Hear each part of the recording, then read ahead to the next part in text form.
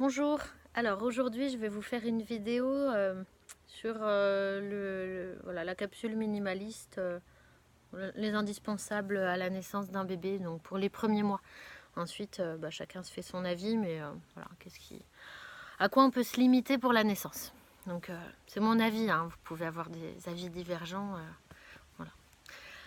Bien, alors on va parler, je vous fais une petite liste de base et puis après on va un peu décrire le pourquoi. Donc les vêtements, lingettes et couches, un couffin, une couverture, une écharpe de portage, un siège auto.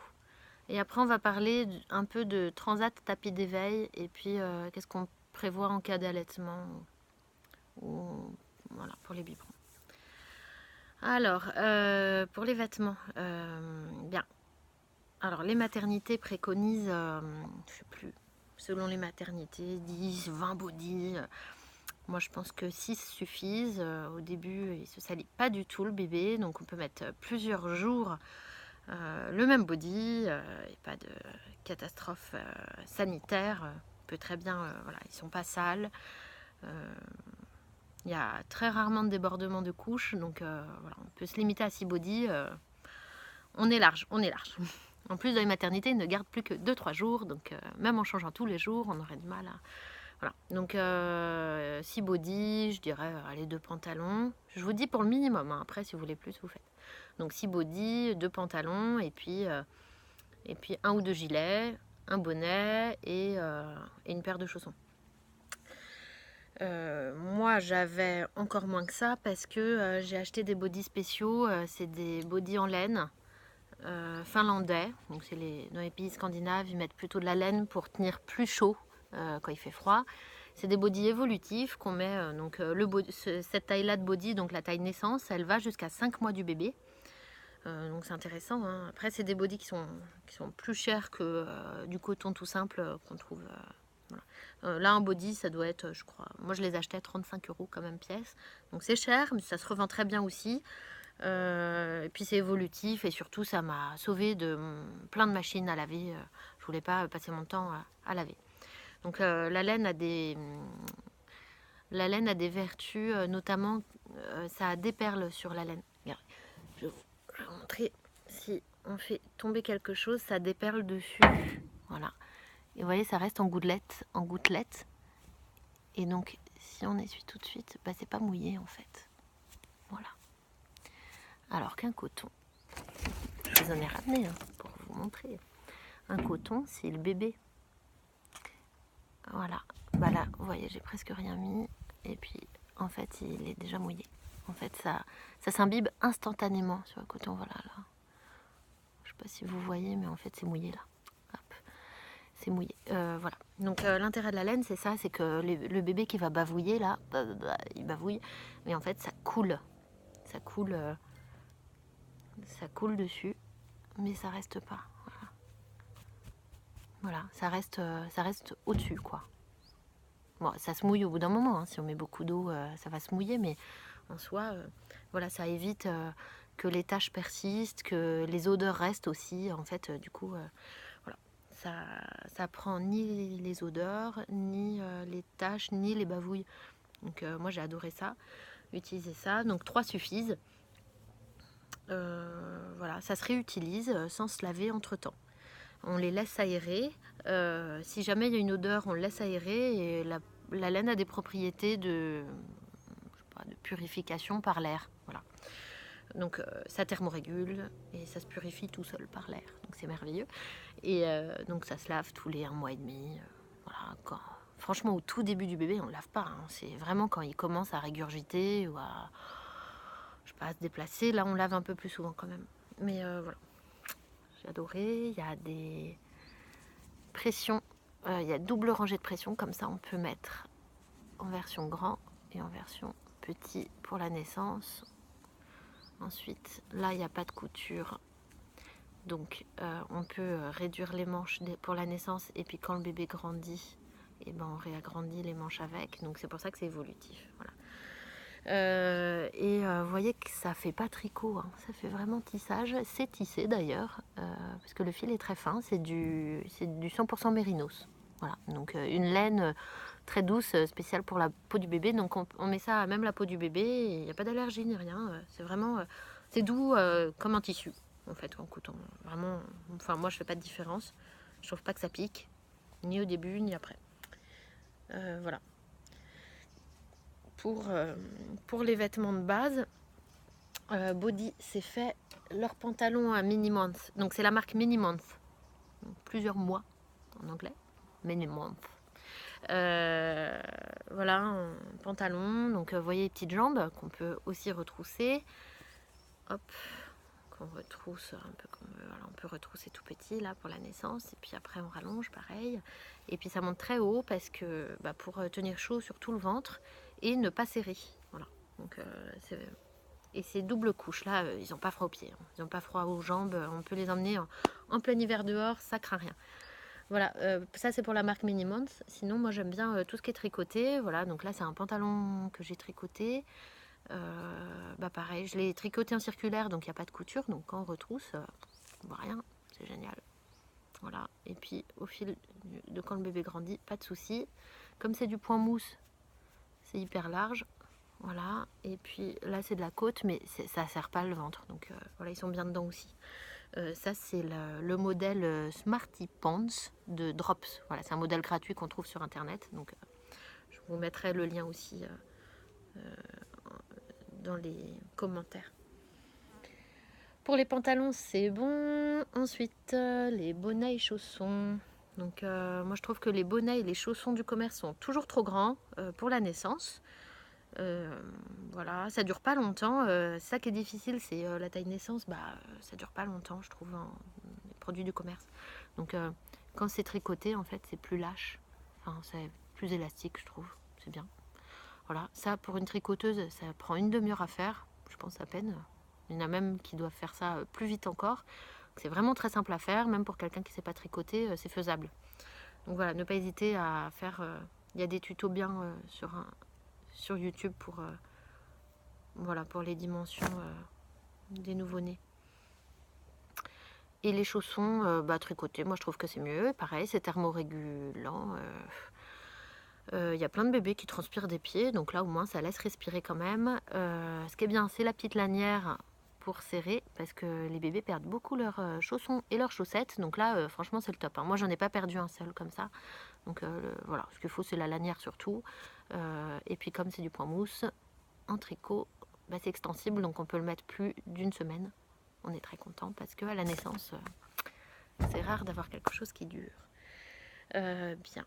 Pour les vêtements, il y a aussi les brassières. Sur la liste des choses à ramener à la maternité, ils disent bien une brassière en laine, hein. Enfin, sur celle que j'ai vue en tout cas, il y avait écrit en laine. Effectivement en laine parce que ça thermorégule, c'est important. Voilà, ils ont souvent trop froid, sauf en pleine canicule, hein. Mais sinon ils ont froid quand même, les petits. Enfin, ils ont du mal à réguler leur température, quoi. Donc en laine, s'ils en ont besoin, en tout cas, on mettra quelque chose d'efficace, quoi.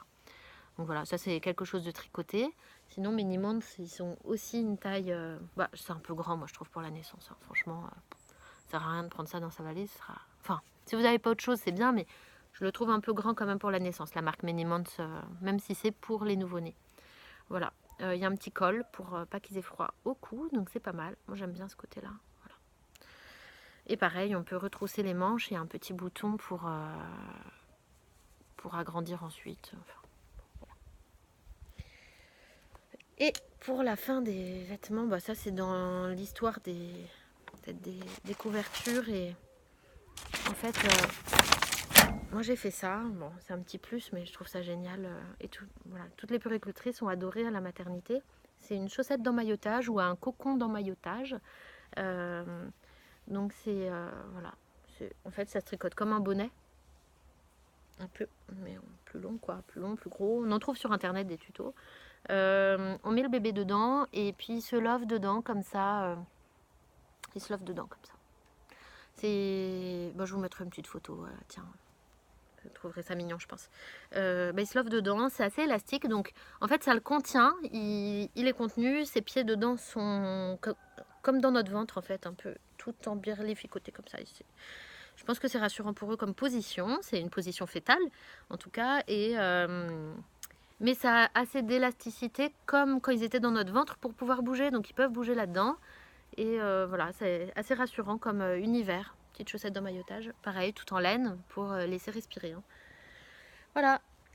Après, je suis pas très pro combinaison pilote. Les combinaisons pilotes, vous savez, c'est ces grosses combinaisons voilà, qui prennent les pieds, les jambes et puis sont un peu en étoile de mer là-dedans.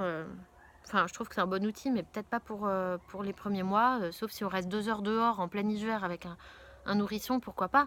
Mais sinon, je pense qu'ils sont quand même mieux dans une couverture parce elle a le mérite de pouvoir être enlevée facilement. L'important, c'est qu'ils aient chaud quand il fait froid dehors, mais qu'on puisse leur enlever dès qu'on rentre dans la voiture ou à la maison et que c'est chauffé. Voilà. Donc on met une couverture, pareil, on englobe. Moi, je mettais dans la chaussette d'emmaillotage. Voilà, je mettais dans la chaussette d'emmaillotage le bébé. Et puis, je le recouvrais. Il faisait très très froid. Et je recouvrais en plus de la couverture. Donc la combinaison pilote, oui, mais peut-être pas au tout début. Surtout si on ne va pas longtemps dehors. Voilà. Si vous allez 2 heures dehors, vous habitez en montagne, oui, c'est hyper adapté, mais sinon non, une couverture, c'est très bien. Le bébé bouge pas, il va pas l'enlever. Voilà. Bien, on a fait le tour de tout ce qui est vêtements, oui. Alors maintenant, les lingettes et les couches. Alors, les lingettes, maintenant c'est connu hein, que c'est assez décrié les lingettes jetables. C'est pas bon pour la santé du bébé, au-delà du problème écologique, que ça va dans les nappes phréatiques et tout ça. Enfin, que ça se dégrade pas. Voilà. Mais au-delà de ça, les produits cosmétiques, de toute façon, c'est pas le top pour leur peau. Donc si on prend des lingettes lavables, franchement, on met du savon et de l'eau ou du liniment, comme on préfère. On utilise ça. C'est comme un petit gant, en fait. Et on met à laver avec n'importe quel linge, il n'y a pas de souci. Celle-là, elle a fait mes 3 filles. Et ça bouge pas. Cette marque-là, c'est les Tendances d'Emma. J'aime beaucoup. C'est Made in France. Et ça aide pour la reconversion des gens en prison, je crois. Quelque chose comme ça, si j'ai bien compris. Ça fait longtemps qu'on m'avait expliqué. Voilà. Pour les couches, nous on était aux couches lavables, mais bon, pas. Si on est hyper motivé, on le fait, et c'est pas sorcier, et voilà, faut être curieux. Si on a cette curiosité-là, faut pas hésiter à poser des questions. Regardez tous ceux qui en parlent sur YouTube et tout. Mais sinon, faut pas se forcer. Sinon, en couche jetable, faut commencer par un paquet, pas acheter trop de couches. Peut-être que votre bébé ne supportera pas la marque que vous avez achetée, même si elle est bio, écolo ou je sais pas quoi. Il y a des bébés qui sont intolérants à certaines marques, on ne sait pas pourquoi. Et en plus, il faut savoir que la taille 1, on l'utilise vraiment un petit mois, et encore. Et la taille 2 aussi. C'est la taille 3 qu'on va utiliser très tôt et longtemps. Donc, ne faites pas de gros stocks pour les tailles 1 et 2 en tout cas. Voilà. Ce que j'avais à dire pour les couches, pas grand chose d'autre à dire. Ensuite, je regarde mes petites notes. Un couffin, il faudra un couffin pour faire dormir le bébé. Même si vous avez un lit, le couffin sera utile pour rapetisser son univers. Les bébés aiment bien être dans des petits espaces. Donc un couffin, c'est pas mal pour ça. Les nacelles, je pense que c'est complètement inutile. C'est du lobbying, ça sert à rien. Ni dans une voiture, ça protège en rien d'un accident. Et pour dormir, un couffin, c'est tout aussi bien. Donc la nacelle, oui et non. Vu son prix, moi, je pense que ça vaut pas le coup. Voilà. Ça s'utilise à peu près, voilà, les couffins, les nacelles, ça s'utilise, ils dorment dedans jusqu'à à peu près 5 mois, maxi. Voilà, je dirais 4-5 mois. C'est pratique. Voilà, un couffin, vous le mettez où vous voulez. Un couffin, c'est un peu plus petit qu'une nacelle quand même en longueur. C'est quand même plus facilement transportable. La nacelle, c'est hyper lourd.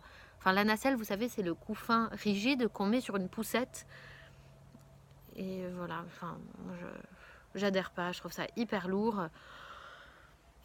Voilà. Passons. Ensuite, donc voilà, pour dormir, un couffin, c'est très bien. Ça se met dans la chambre qu'on veut. On peut se balader avec, aller au resto avec. Voilà, le bébé peut dormir pendant qu'on fait une petite sortie. C'est possible. C'est possible. Le premier mois, ça fait du bien une petite sortie. si on a la motivation. Ensuite, les écharpes de portage. Donc, je vous ai ramené les miennes. Donc, moi, j'ai commencé avec Je porte mon bébé. Donc, c'est des écharpes extensibles que je trouve très bien pour le début surtout. Voilà, je les ai beaucoup portées. J'ai beaucoup porté avec les Je porte mon bébé et maintenant, en bonne fanatique de laine, j'ai acheté des écharpes en laine. Donc, c'est la marque Almitra Tadva. Je mettrai ça en commentaire aussi. Voilà, il y a les écharpes classiques avec un nœud et puis il y a les écharpes sans nœud. Donc les écharpes classiques, voilà, ça c'est une écharpe. Donc moi j'aime bien en laine parce que je trouve que ça tient chaud l'hiver et puis l'été finalement je crève pas de chaud avec. C'est tout à fait portable. Voilà, là il fait assez chaud, on est début septembre et bon, ça va. Hein. Je peux vous faire la démonstration sans problème. Alors, donc ça c'est une écharpe, voilà. Donc le bébé on le met dedans. Donc à la naissance on le met en boule, enfin moi je mets en boule, je laisse même pas sortir les pieds. Hop, on serre un petit peu, on fait un petit tour par en dessous et puis hop. Vous verrez plein de tutos sur YouTube sur comment faire les nœuds. Voilà, le bébé il est bien installé à partir du moment où il est en position bisou, il peut faire des bisous sur son crâne. Voilà, et moi je trouve que c'est super pour une transition en douceur. Il est passé, on le fait passer dans le ventre à sur le ventre. Je trouve que c'est pas mal. Et c'est rassurant pour eux. Ils retrouvent les bruits. Pardon. Et je vous montre le sling. Donc le sling, c'est parce qu'il y a un anneau. Il n'y a pas de nœud, du coup, ça permet de ne pas avoir de nœud. J'espère que vous voyez bien. Donc en fait, ça s'enfile comme ça. Donc il n'y a rien à faire. On met le bébé pareil en boule. Donc surtout à la naissance, voilà, il n'y a pas besoin de laisser dépasser les pieds. Et puis, voilà, on fait glisser l'écharpe dans le nœud. Et pareil, il y a sa petite tête qui dépasse. On fait des bisous et puis il peut s'endormir comme ça. Donc moi, j'ai utilisé les écharpes dès la naissance. Même à la maternité, c'est bien pratique.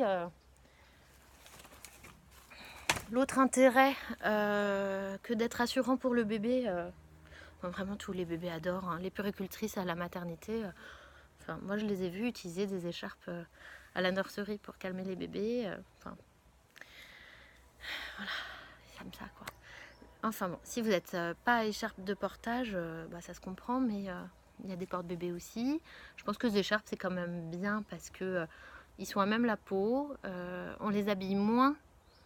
Un porte-bébé, on va les habiller parce qu'on va habiller plus un bébé en porte-bébé qu'un bébé en écharpe. Parce qu'en écharpe, il est plus près du corps, il est plus emmitouflé. Voilà. Alors, pourquoi les écharpes et pourquoi pas une poussette? Donc, c'est le problème, depuis qu'on fait dormir les bébés sur le dos, ils ont un appui crânien sur l'arrière du crâne toutes les heures où ils dorment en fait. Donc le reste du temps, c'est bien si on peut les mettre dans une autre position. Donc les écharpes sont utiles pour ça aussi. Ça fait vraiment une grosse différence et ça évite que le crâne s'aplatisse. Donc ça évite les plagiocéphalies. Donc je vous ferai une vidéo sur les plagiocéphalies, comment les éviter, mais voilà, le portage est un gros facteur de prévention des têtes plates. En plus d'être un moyen de rassurer bébé, calmer les bébés. Voilà. Ils ont un quota de câlins. Hein. Ils ne sont pas tous égaux. Ceux qui ont besoin de beaucoup de câlins, ça dépanne bien quand même. Hein. Et on peut partir sur le dos hein, pour celles qui sont très aguerries. Voilà. C'est possible aussi. Bien. Ma petite liste qui est tombée. Alors, voilà pour... Donc la poussette, ah oui, l'intérêt, si vous portez beaucoup les 6 premiers mois, c'est qu'à 6 mois, vous allez pouvoir passer à une poussette bien moins chère. Si vous achetez pas une poussette spéciale pour nourrissons, vous pouvez acheter une poussette canne qui sera moins chère et moins volumineuse. Voilà, donc c'est aussi un avantage, je pense, économique, quoi. Voilà, moi j'avais acheté, c'était mon premier achat, à ma première fille, c'était mon premier achat la poussette et c'est la dernière chose que j'ai acheté, que j'ai utilisée. Je l'ai utilisé, pour la première fois, ma fille avait 1 an. Bon, je l'ai beaucoup portée et voilà, j'étais contente de pouvoir la porter beaucoup. Et puis je fais pas beaucoup de shopping les premiers mois après un accouchement. J'ai pas envie de m'acheter de vêtements à ce moment-là, donc voilà. Bien, une autre chose dont il y aura besoin, c'est un siège auto si vous avez une voiture. Donc le siège auto, bon bah, voir sur le site Sécuri Range pour lesquels sont bien à utiliser. Donc les nacelles, on oublie, il n'y a rien de sécuritaire dans une nacelle. Donc c'est un siège auto, c'est un cosy où le bébé est assis en demi-lune un peu. Enfin voilà, il est assis. Regardez sur Sécuri Range, c'est un site très bien fait pour savoir ce qui est bien, moins bien. Si vous avez un tout petit bébé, vous pouvez le caler avec des couvertures pour qu'il soit plus englobé encore. Voilà.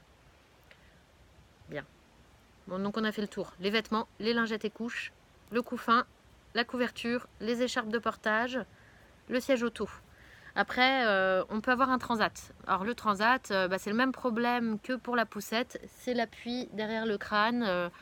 Voilà, faut pas que ce soit un mode de vie. Faut vraiment éviter de mettre votre enfant les premiers mois dedans, pas trop longtemps en fait. Voilà, donc vous pouvez. Moi, j'ai utilisé le transat tous les matins pendant ma douche. Je mettais le bébé, mon bébé, face à moi, face à la douche, et elle adorait entendre l'eau et me voir un peu bouger. Me voir lui faire des coucous, elle a adoré. Je prenais des douches plus longues que ce que je pensais, donc c'était bien pratique. Voilà, c'est une bonne petite astuce pour le temps de la douche, parce que sinon, la douche de 2 minutes chrono parce qu'on a un bébé qui hurle, c'est pas drôle quoi. On a envie au moins de prendre son temps pour la douche après l'accouchement et tout. Bref, donc voilà, le transat, évitez de les mettre trop souvent ou trop longtemps dedans, c'est-à-dire éviter le plus de 10 minutes quoi. Alors je sais, on en fait quoi? Les écharpes de portage, voilà, ont de la chance ceux qui ont leur famille pas loin, mais voilà, faut éviter que le crâne s'aplatisse un maximum. Le tapis d'éveil, il sera utile à partir des 1 mois et demi de l'enfant. Vous pouvez mettre le bébé dès ses 1 mois et demi sur le tapis d'éveil, d'abord sur le dos, et puis vous pouvez le caler de 3/4 pour qu'il voit les jeux sur les côtés, par exemple. Si vous mettez des jeux qui pendent jusqu'à... faut rajouter des jeux pour que ce soit accessible à ses bras, à ses petits bras. Donc là, le bébé est allongé, il y a des jouets qui tombent devant, mais souvent ils sont un peu hauts. Et le bébé, il a des tout petits bras. Donc il faut rajouter un jeu pour que ce soit juste devant lui, et puis qu'il puisse taper au début par hasard, et puis ensuite, dès 2 mois, il arrive. Normalement, ça va assez vite. Voilà, habituez-le, même tous les jours à la même heure, il apprendra comme ça en plus à jouer seul. On se dit, c'est pas drôle de jouer seul pour un bébé, mais quand on arrive à 2 ans, 3 ans, on est bien content d'avoir initié ça très tôt. Donc s'il est habitué, je sais pas moi, pendant votre petit déjeuner ou pendant que vous prenez votre café, tous les jours même heure, il se réveille, le biberon ou la tétée, et puis hop, tapis d'éveil, ça lui apprendra très tôt, c'est bien. Donc, tapis d'éveil, oui, au début sur le dos, et puis, mais de toute façon, tous les jours, il faut un peu de plat-ventre. Donc mettez-le à plat-ventre régulièrement. Bien, enfin, un petit mot sur l'allaitement. Moi, pour mes premiers allaitements, j'étais un peu rebutée par le tire-lait. Et finalement, ce qui m'a sauvée des engorgements, voilà, je sais pas, ça se régulait pas bien, c'était tout engorgé, ça faisait mal. Et c'est le tire-lait. Donc, de ne pas hésiter à louer un tire-lait dès la première semaine. Voilà, au retour de la maternité, si c'est tout engorgé, vous tirez le lait à fond, vide complètement tout, et puis comme ça, les prochaines tétées vont réguler ce que demande le bébé à son rythme, et ça évitera d'avoir mal de partout. Voilà. Donc je sais que ça peut être rebutant le tire-lait, moi ça m'a rebuté aussi au début, mais c'est hyper utile vraiment. Et je vous conseille de plutôt le louer sur Grandir Nature, ou voilà, des associations qui vous louent des tout petits tire-laits tout mignons et pas trop encombrants. Parce qu'en pharmacie, vous avez des grosses valises énormes. Là, moi, ça me plombait rien que de voir l'énorme valise de la pharmacie. Donc voilà, je vous dis ça pour ça. Voilà, je crois que j'ai fait le tour de tout. J'espère que ça n'aura pas été trop long. Merci de votre attention. J'espère que ça vous aura été utile.